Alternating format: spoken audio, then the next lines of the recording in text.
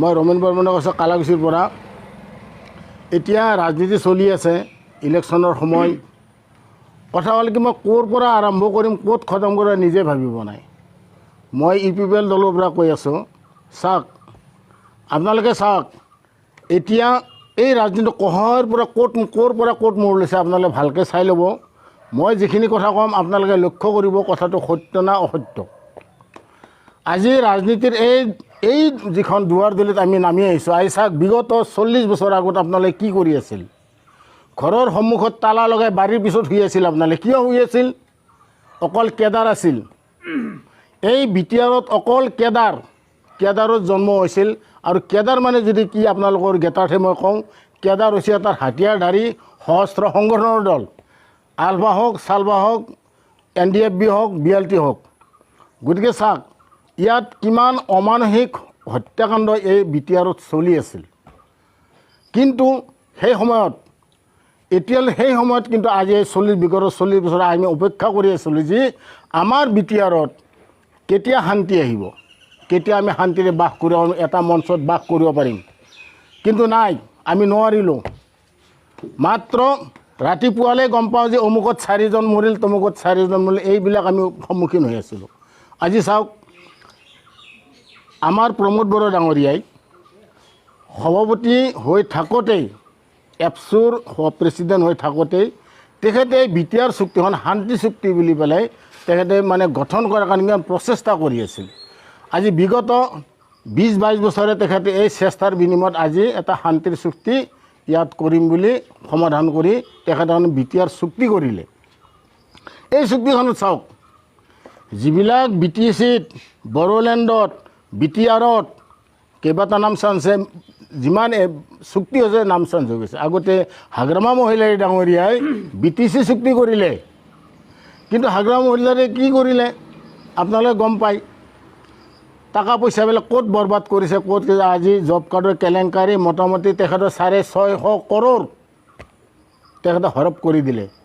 তেখেতৰ যিবিলাক সাগী সম্বন্ধী তেখেতৰ নিজাববীয়াকৈ তেখেতৰ মানে পালি প্ৰহৰীবিলাকে তেওঁ খতম কৰি দিলে।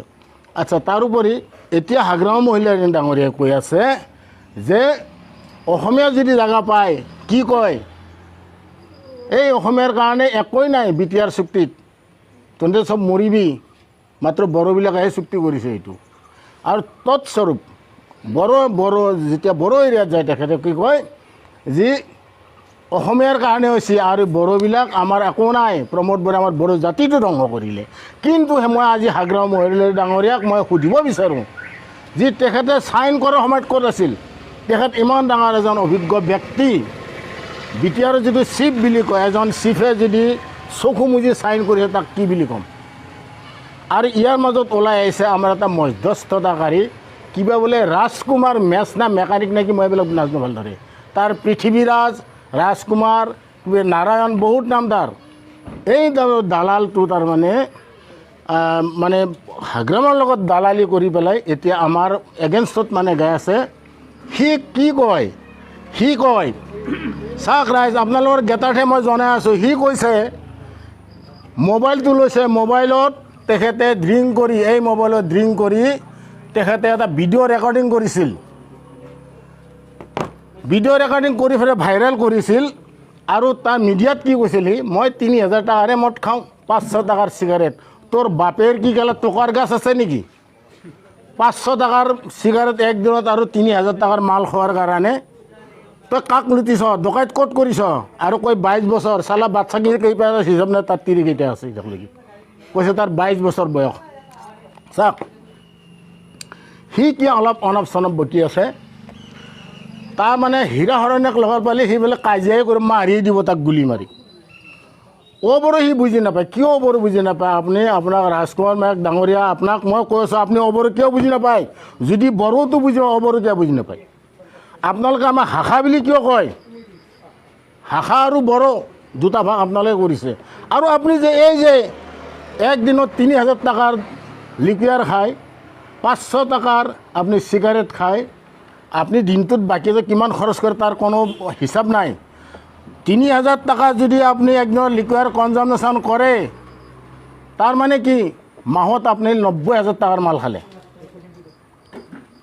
মাহত 90,000 টাকাৰ লিকুইড আপুনি কনজামশ্যন কৰিছে আৰু 15,000 টাকাৰ স্মোক। আপুনি ইমান টকা ক'ত পালে? আপুনি ডকাইতে বুলি ক'ব নাই। এতিয়া আপোনাৰ কি আপুনি IPS না APS না DC না SP নে কি? আপুনি ইমান টকাৰ মাল খোৱা পইচা ক'ত পালে? আৰু আপোনাক মই আজি প্ৰশ্ন কৰি আছোঁ, আপোনালোকে যেতিয়া সহস্ৰ সংগ্ৰাম কৰিছিল, বড়ো মানুহৰ ভেটিত গৈ আপোনালোকে ঘৰ সোমাই বড়োৰ হান্দি ভাঙিছিল না ভাঙা নাই?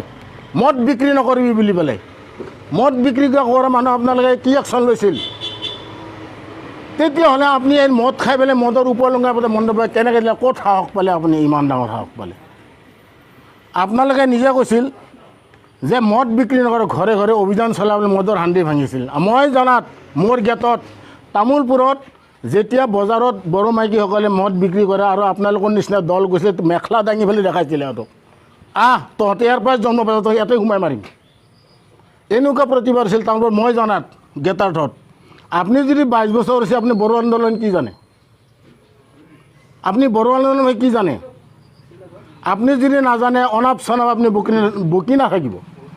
মই সেইকাৰণে ভাবোঁ আপুনি মেণ্টেলি ছাফাৰিং কৰি আছে। You have the suffering of mentality. So' I think you are fully brainless stupid and somebody call to mental.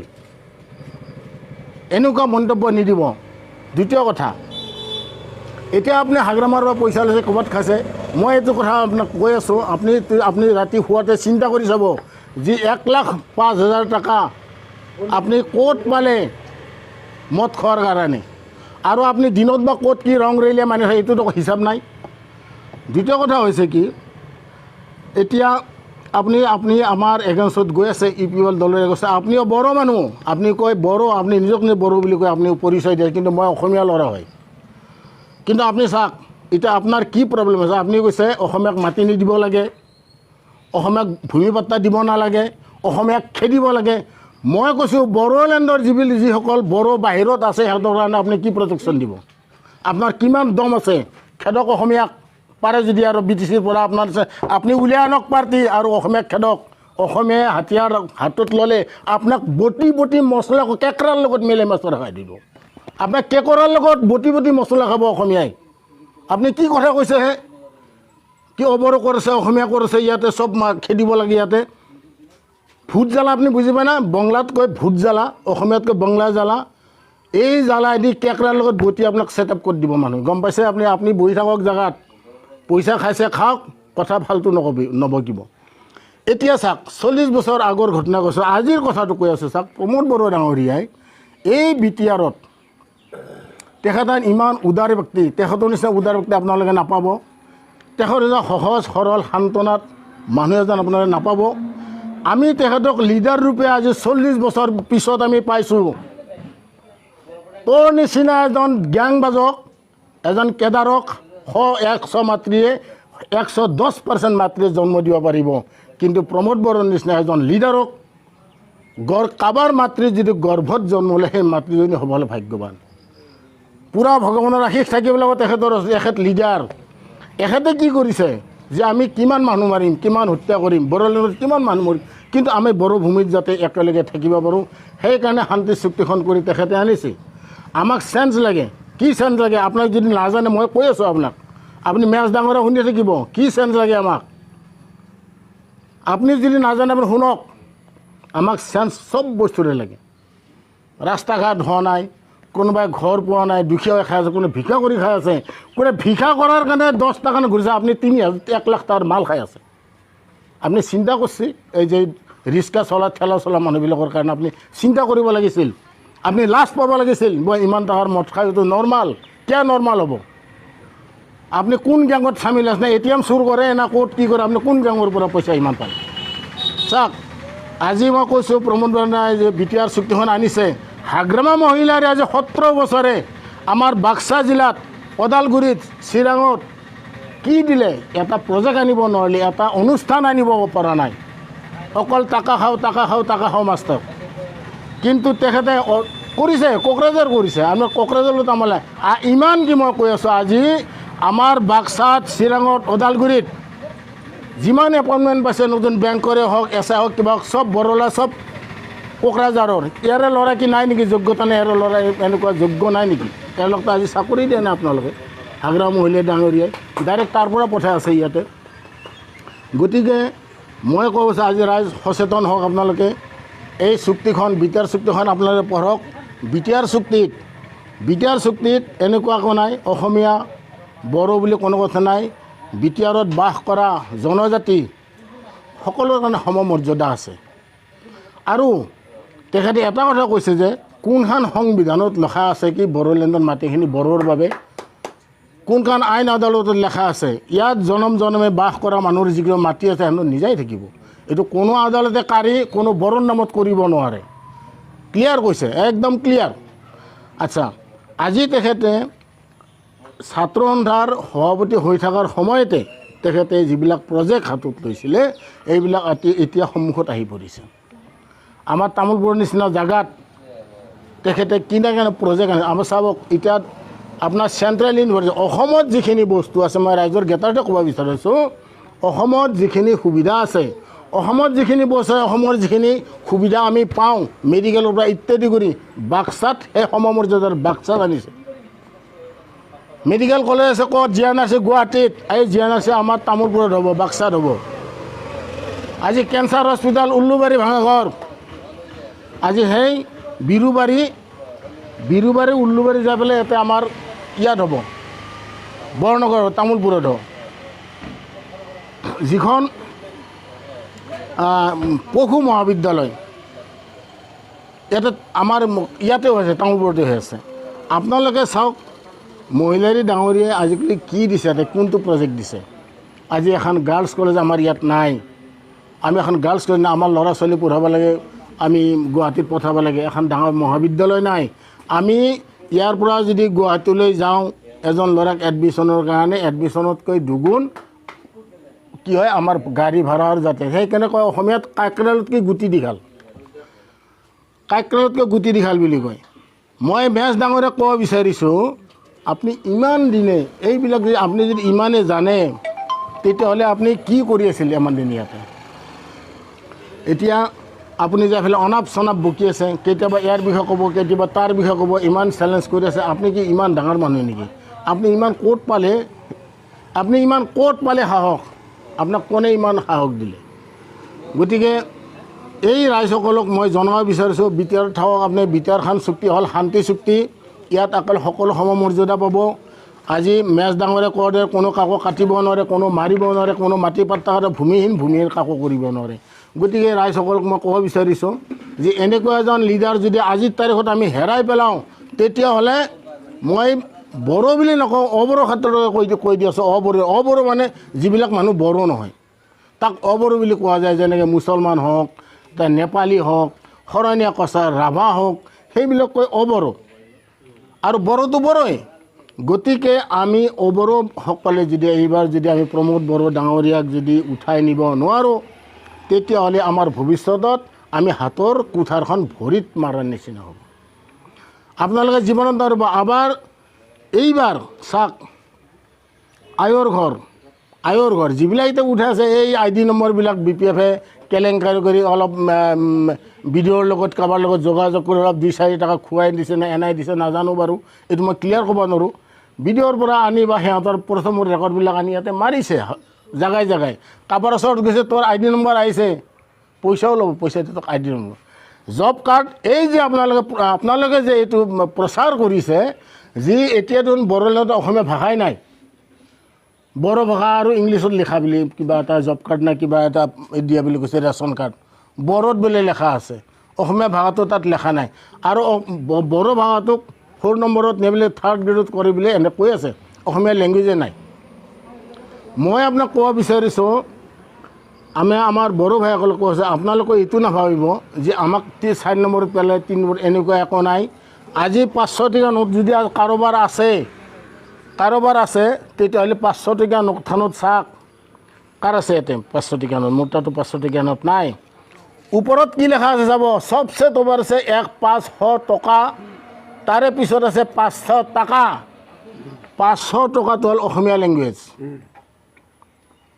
ৰাষ্ট্ৰীয় স্বীকৃতিপ্ৰাপ্ত এটা ভাষা অসমীয়াটো টপত আছে 500 টকা তাৰপিছত আছে 500 টকা তাৰমানে কি বুজিলে আপুনি অসমখন নম্বৰত আছে স্বীকৃতি পোৱা টপত ভাষাটো আছে নেটত তাৰপিছত টকাটো বঙালী আছে কি হ'ল আমি টকা লিখি পেলাই 1 নম্বৰত থাকি আমি কিবা পাইছোঁ নেকি তাৰ বিনিময়ত গতিকে বড়ো ৰাইজসকল আপোনালোকে এইটো নাভাবিব যে আমাৰ লেংগুৱেজটো হাৰা হৈ গ'ল আপোনালোকক সুবিধা দিছে অফিচ কল কাৰখানাত চবতে আপোনালোকৰ লেংগুৱেজটো চলিব আপোনাৰ লেংগুৱেজ এপ্লিকেশ্যন কৰিব পাৰিব গতিকে মই কিছুমান আমাৰ বড়ো সম্প্ৰদায়ৰ মানুহক ক'ব বিচাৰিছোঁ যে এনেকৈ উপলুঙা ভাষা শুনি আপোনালোকে মোহিত নহ'ব আপোনালোকে ক্ষোভিত নহ'ব আপোনাৰ দুখ নকৰিব কাৰণ কিয় নকৰিব লেংগুৱেজটো থাকিবই চিৰ জীৱন থাকিব আপোনালোকৰ লেংগুৱেজৰ মৰ্যাদা দিছি বিটিআৰত দিছি গতিকে তেতিয়াহ'লে আপোনাৰতো কোনো আপত্তি থাকিব নালাগে আৰু আপুনি মহিলাৰী ডাঙৰীয়াক আপুনি কি হেৰি কৰিব 15 বছৰ শাসনত থাকি 17 বছৰ শাসনত থাকি তেখেতে এতিয়ালৈকে আমাৰ বিটিআৰত কি প্ৰজেক্ট আনিছে না এখন ইউনিভাৰ্চিটি আনিছে না মেডিকেল কলেজ আনিছে না গাৰ্লছ কলেজ আনিছে না কিবা মহাবিদ্যালয় আনে না কি আনিছে তেখেতেতো আনিব পৰা নাই আকৌ কি আনিব তেখেতে একো আনা নাই মাত্ৰ এতিয়া নিৰ্বাচনত প্ৰমোদ বড়োৰ এৰিয়াটো কিনি লওক টকা দি যাক যিমান লাগে আমাৰ BPF জয় হ'ব লাগে আপোনালোকে সেয়ে কৰিব গতিকে মই কমচে কম বড়ো ভাইসকলক কৈ আছোঁ তেখেতৰ কথা যদি আপোনালোকে আপ্লুত হয় যদি এইবিলাক কৰে তেতিয়াহ'লে আপোনালোকে হাতৰ গুঠাৰ ভৰিত মাৰিব ক'বলৈ গ'লে গোটেই দিন ৰাতি যদি আমি কৈয়ে থাকোঁ মেজ ডাঙৰীয়া সিহে লেকচাৰ দিব পাৰে লেকচাৰ আমিও দিব পাৰোঁ আমাৰো সেইখিনি অভিজ্ঞতা আছে লেকচাৰ দিয়া আৰু নিজক নিজে বহুত কিবা কিনি কৈ থাকে সি মধ্যস্থতাকাৰী সি ম্যানমাৰত কেনেকৈ গ'ল যদি সি উগ্ৰবাদী নহয় ডকাইত নহয় চুৰ নহয় তে ম্যানমাৰ কেনেকৈ পালে ম্যানমাৰত যোৱা তাৰ সাহসটো ক'ত পালে NDFBৰ আগত BLTৰ আগত যিটো তাৰ চুক্তি কৰিব য'ত এইটো ক'ত পালে মধ্যস্থতাকাৰী সাহসটো সিও নিশ্চয় কেদাৰতে আছে সিও এজন কেদাৰ গতিকে মই ৰাইজসকল তেখেতৰ নিচিনা মানুহৰ ব্যক্তিৰ কথা শুনি আপোনালোকক মানে বিভ্ৰান্তি কৰাৰ সৃষ্টি কৰাৰ কাৰণে মই অনুমতি নিদিওঁ মই আপোনালোকে সহজ সৰল হৈ থাকক আৰু বড়ো জাতিটো আগৰ পৰা সহজ সৰল এইটো সকলোৱে জানে বড়ো জাতিৰ নিচিনা একদম সহজ সৰল জাতি বোধহয় আমাৰ পৃথিৱীতে নাই গতিকে এই সহজ সৰল জাতিটোক আপুনি বিনা দুখত বিনা কাৰণত বেলেগ ৰাস্তাত আপোনালোকে লৈ নাযাব মই মেজ ডাঙৰীয়া আপোনাক আকৌ কৈছোঁ আপুনি খুব হাঁহি কাৰণে দাঁতকেইটা উলিয়াই দিয়ে কিয় দাঁত উলিয়াই আপোনাক আমি আপোনাৰ ভাষণে শুনিব আছোঁ আপুনি দাঁতকেইটা মাজে মাজে হা কৰি হাঁহি দিয়ে নাই এইটো অমুক এইটো তমুক কিয় আপুনি কোন হয় বড়োলেণ্ডকে ব্ৰিটিছক বদনাম কৰিব অসমীয়াক খেদা আৰু অবড়োক খেদা অবড়ো যদি নাজানে আপুনি আজি জানি লওক অবড়ো কাক কয় বড়ো কাক কয় মই কৈছোঁ বড়ো ক'ৰ পৰা আহিল অসমত ক'ৰ পৰা বড়ো আহিল আপুনি কওকচোন পাৰে যদি আপোনাক ব্ৰহ্মপুত্ৰ এবাকে ট্ৰাইবেল বেল এটাই কোনোবাই বান্ধি থৈ গৈছিল আপুনি সেইটো এতিয়া নাজানেই জানো ট্ৰাইবেলক সুৰক্ষিত কৰাৰ কাৰণে কিবা এটা বস্তু ট্ৰাইবেল বেল এটা বান্ধি গৈছে তাতে ট্ৰাইবেলবিলাক আছে কিন্তু আপুনি এটা কথা চিন্তা কৰক আপুনি যি হিচাপত কৈছে যদি আমি ইয়াৰ পৰা উঠি যাব লাগে সিপাৰৰ মানুহবিলাক ক'ত কৰিব BTRৰ সীমাৰ সিফালৰ মানুহবিলাক ক'ত যাব বড়োবিলাক ক'ত যাব আপোনালোকে চিন্তাৰ আগতে কৈ থৈ দিয়ক তাক সুৰক্ষিত কৰক আপুনি পাৰে যদি নহ'লে আমি সাজি চব মানি লৈছোঁ আমাৰ ল'ৰা ছোৱালীয়ে নামানিব আপুনি নাভাবিব আপুনি যে বহুত এটা ডন হৈছে দাউদ ইব্ৰাহিমৰ নিচিনা কথা নক'ব আপোনালোকে শান্তি চুক্তি কৰিছে আপুনি পাৰে যদি যোগ দিয়ক নৰে যদি আপুনি য'তে থাকে ত'তে থাকক বদনাম কৰি পাৰ্টিৰ বদনাম নকৰিব কোনোদিনে এই মই আপোনাক অপেন চেলেঞ্জ কৰি কৈ আছোঁ গতিকে মই ৰাইজসকলক কৈছোঁ এই ৰাইজসকলক গেটাৰ্থে কৈছোঁ আপোনালোকে এইবিলাক চিন্তা নকৰিব এইবাৰ যদি পিপলক আমি জোৰদাৰ ভোটেৰে বিপুল ভোটেৰে জয় কৰিব নোৱাৰোঁ তেতিয়াহ'লে আমাৰ কিন্তু অনাগত দিনকেইটাত বহুত বিপদ আহিব আমি অস্ত্ৰ উঠাই ল'ব লাগিব আমি সিহঁতৰ অস্ত্ৰৰ বলি হৈ থাকিম নেকি আমিতো সিহঁতৰ অস্ত্ৰ বলি হৈ নাথাকোঁ NDFB সি কৈ আছে কি NDFB BLT তহঁতৰ অস্ত্ৰৰ বলি হৈ থাকিম নেকি আমি ইয়াতে আমিওতো অস্ত্ৰ উঠাই ল'ম আমাৰো পাৰ্টি আহি যাব কৰিব তেতিয়া কি হ'ব কিমান আছে আপোনালোকৰ মানুহ ইয়াতে গতিকে ডাঙৰীয়া সমাজক কোনোদিনে এই ভীতিগ্ৰস্ত হোৱাৰ এই কথাবিলাক নক'ব আপোনাক মই ৰিকুৱেষ্ট কৰিছোঁ আপুনি যদি জানে মই ইয়াতো কৈছোঁ please your all everything excellency please keep your pocket now until today okay গতিকে ৰাইজসকলক কৈছোঁ আপোনালোকে সেইবিলাক মানুহৰ কথা শুনি বিভ্ৰান্ত নহ'ব UPPLক আমাৰ প্ৰমোদ ডাঙৰীয়াক বিপুল ভোটেৰে জয়যুক্ত কৰক আপোনালোকে এক মঞ্চৰ তলত বড়ো অসমীয়া মুছলমান আজি আমাৰ নেপালী শৰণীয়া যিমান জাতি জনজাতি আছে যাতে আমি এক মঞ্চত বহি আমি একেলগে থাকিব পাৰোঁ তাৰ কাৰণে মই সকলোকে আহ্বান কৰিছোঁ আৰু এইখিনি কৈ মই যদি এই বিষয়ে কৈ থাকোঁ গোটেই ৰাতি কৈ থাকিম দিনটো কৈ থাকিম গতিকে ইয়াত ৰাজনীতিৰ মূৰ আছে বুকি থাকিব লাগিব ইমান বুকি নাথাকোঁ গতিকে আপোনালোকক একমত হৈ ইয়াত কাম কৰিবলৈ মই অনুৰোধ জনাইছোঁ